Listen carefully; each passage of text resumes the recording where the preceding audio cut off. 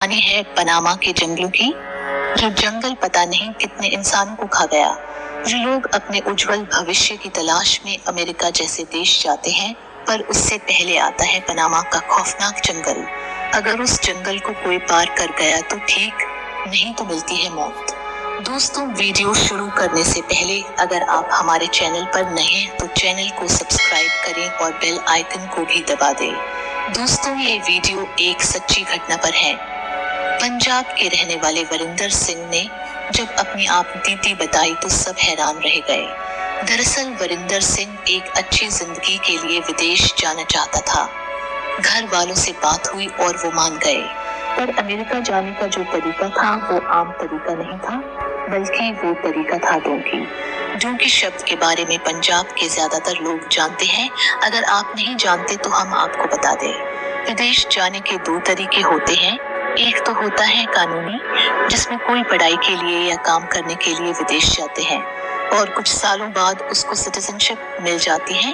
पर जो दूसरा तरीका है उसका नाम है डोंकी, जो कि एक अवैध तरीका है और ये रास्ता समुद्री जहाज से भी हो सकता है, बाय रोड भी हो सकता है और छोटे छोटे देशों से होकर मेक्सिको पहुंचना होता है।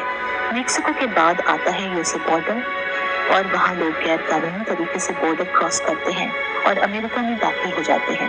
लेकिन यह सुनने में जितना आसान है, हकीकत में उतना ही मुश्किल और भयानक होता है, क्योंकि मेक्सिको बॉर्डर से पहले 8 देशों से होकर जाना पड़ता है, जिसमें सबसे पहला देश है इक्वाडोर, फिर Colombia, Panama, Costa Rica, Nicaragua, Honduras, फिर ग्वाटेमाला और फिर आता है मेक्सिको यूएस बॉर्डर।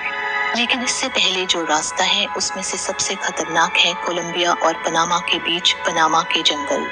वरिंदर बताते हैं कि पनामा के जंगल तकरीबन 100 किलोमीटर तक फैले हुए हैं, जिनको पार करने में 6 से 7 दिन लग जाते हैं। लेकिन ये रास्ता तब और भयानक हो जाता है जब आप रास्ता भटक जाते हैं और डोंकर्स यानी आपको रास्ता बताने वाले बीच जंगल में ही छोड़कर भाग जाते हैं। जंगल में माफिया गैंग होता है जो लूटपाट करते हैं, आपसे आपका खाना और पैसे छीन लिए जाते हैं और अगर बदकिस्मती से कोई लड़की उनके हाथ लग गई तो वो लोग लड़की की इज्जत तक लूट लेते हैं और जो कोई विरोध करता है उसको मौत के घाट उतार देते हैं। वरिंदर ने कहा, जंगल में उसने कई लोगों की लाशें देखी, जिनका या तो कत्ल कर दिया गया था या वो लाशें उन लोगों की थी जो रास्ता भटक गए थे और भूख और प्यास से ही मर गए। कुछ लाशें ताजा थी तो कुछ नरकंकाल का रूप ले चुकी थी। हालात ऐसे थे कि चलते चलते अगर कोई थक जाता तो आराम भी नहीं कर पाता था, क्योंकि आराम करना मतलब अपने साथियों से बिछड़ना और जंगल में अकेले रहना मतलब मौत को दावत देना।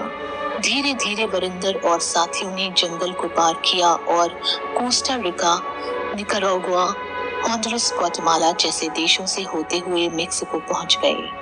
वरिंदर मेक्सिको तो सही सलामत पहुंच गया, लेकिन उसके बाद उसे यूएस बॉर्डर पार करते हुए उसे अमेरिकन पुलिस द्वारा पकड़ लिया गया।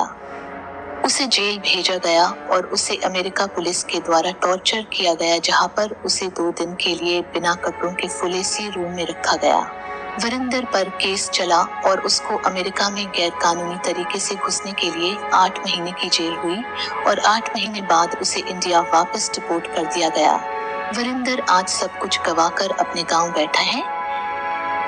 दिनों में उसने एजेंट को 15 लाख रुपए दिए थे, पर वो कहता है कि किस्मत से उसकी जान बच गई। यही उसके लिए सब कुछ है। अक्सर हम अपने अच्छे भविष्य के लिए ऐसे कदम उठा लेते हैं जिसके कारण हमें जिंदगी भर पछताना पड़ सकता है। तो हम आपसे यही कहेंगे कि कोई भी फैसला लेना से पहले कई बार सोचें, क्योंकि जिंदगी इतनी सस्ती नहीं होती। समय ले, सोचे और कानूनी तरीके से ही विदेश जाए। वरिंदर की किस्मत ने तो उसका साथ दे दिया और वो जिंदा लौट आया, पर पनामा के जंगल में वो लाशें भी थी जो वरिंदर ने अपनी आंखों से देखी थी। अगर ये वीडियो आपको अच्छी लगी हो तो वीडियो को शेयर करें और चैनल को सब्सक्राइब करना ना भूलें। धन्यवाद।